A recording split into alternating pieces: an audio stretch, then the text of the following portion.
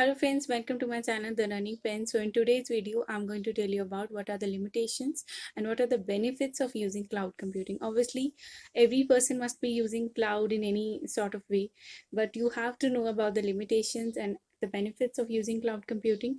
So let's head towards our slides and see what are the benefits and the limitations of using cloud computing.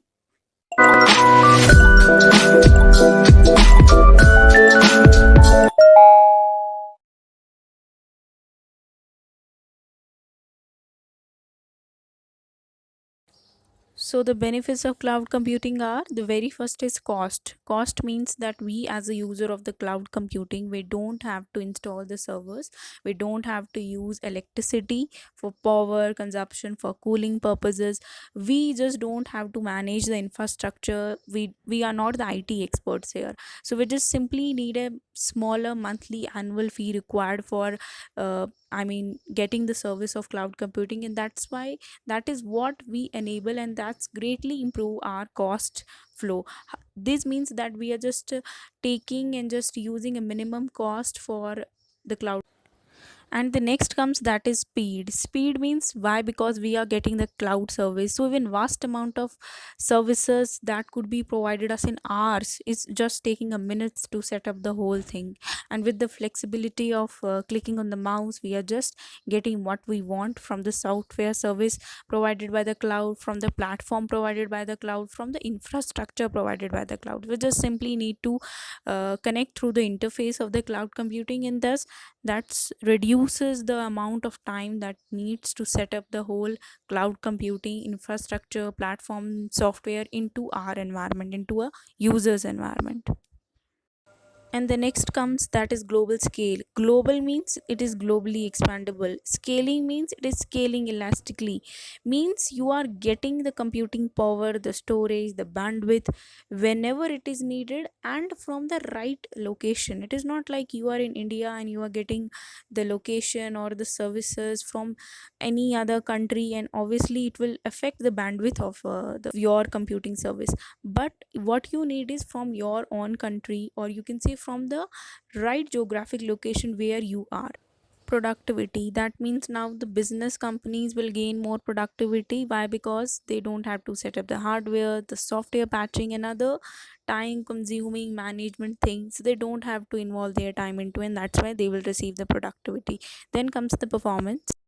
Performance means that because the cloud computing services are expanded worldwide, the data centers expanded worldwide, and they are regularly upgraded in order to meet every requirement of the business.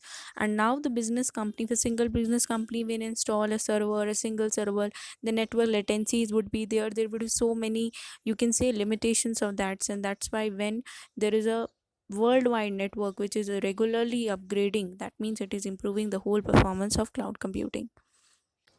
Then comes the reliability. Reliability means because a user who is connecting through the cloud computing service, he knows that my data is stored on multiple sites through the process of redundancy, and in case of any disaster, in case of he wants to get his data backup, he will get that, and his business will remain continuously working without any problem, without any, you can say, difficulty. Now flexibility means that you can easily make any sort of changes into your cloud computing, the cloud that is provided to you. You can simply expand your resources. You don't have to involve any expenses. Then comes the maintenance. Maintenance means whatever the service that you are choosing. In case of SaaS, the software as a service that you are using, you don't have to make any changes to it. You don't have to maintain it. Not changes, you don't have to maintain it. Why? Because it is simply outsourced by the provider. It is simply managed by the provider who is giving this service to us. But in case of an form and infrastructure, you just simply have to give you some time to it, to manage it, to maintain it. Okay, this, so the security here means that the user don't need to worry about the security things because they are an employees in the management of these things. uh, Obviously these hosting services, these cloud computing services that are provided to user are far more better than a security that is personally created by a company, by a, you can say, by a environment, physical environment uh, of a single company, of a single corporate environment. Here comes the thing that the employees who are employed here, just simply take a full-time vigilance into it, make more and more security changes so that he can provide a secure environment to the user.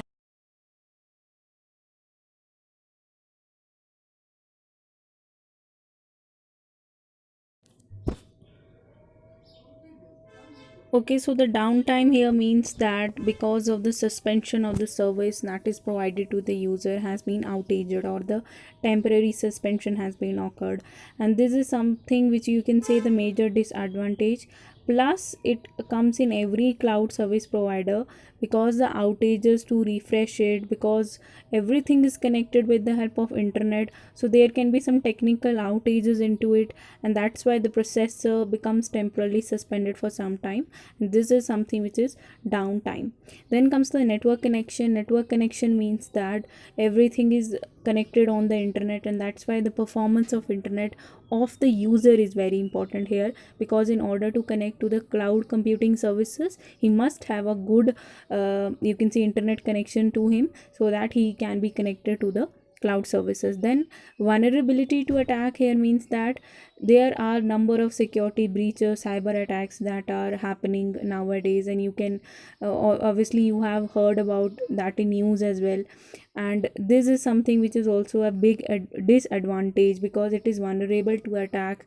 The confidential data of enterprises are confidential, very much confidential, and that's why hackers do these security breaches, cyber attacks to it, to get access to their data, you can say. Then comes the security. However, we have talked about that security is a benefit of cloud computing, but it is also a disadvantage, it is also a limitation. Why? Because hackers will also try to scan, identify, exploit these things, these data, and this is something which is also, you can say, a security challenge for the cloud provider every day on a routine basis. So obviously in a multi-tenant you can say architecture, where multiple users are trying to host on the very same server, they try to spread malware, and that is possible to spread that malware on the same server, because it is virtually divided into so many servers. Then comes control of data security. That is also the same here. It will spread the malware, the phishing attacks that will happen on the data will spread from one virtual environment to another virtual environment, because it is being happening on a same server. Then comes the cloud computing. Then comes the cloud computing cost. However, as we have seen that the cost is very minimal, it is not too much high, because the expenses are not in hardware cost now, the staff has been reduced, but it is something which could end up higher than it is expected for the user who wants to connect to a number of servers, he want to expand his business. Obviously it will get increased in time.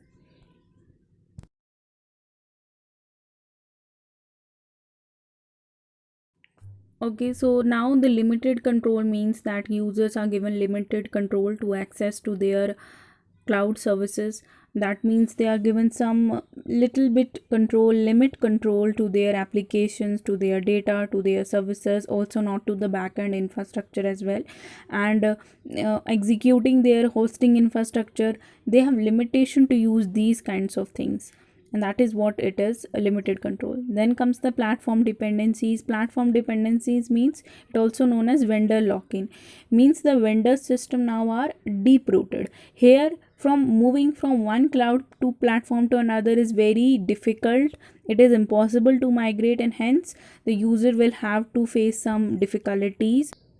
And the additional cost here means that there are some additional costs that are also given to the users. However, they are like there's some hidden or additional costs that are given to them in the at the initial time it is very higher, then it becomes time to time it gets not so much higher, but you can say there are some initial and additional cost that is very important for the Thank you for user. watching the video. I hope you have learned a lot about what are the benefits and limitations about cloud computing and how does it affects the cloud computing, the cloud service provider, and obviously the cloud user who is using that cloud computing. And don't miss to click the subscribe button for more such tutorials and knowledge related videos on the channel The Learning Pen. Thank you.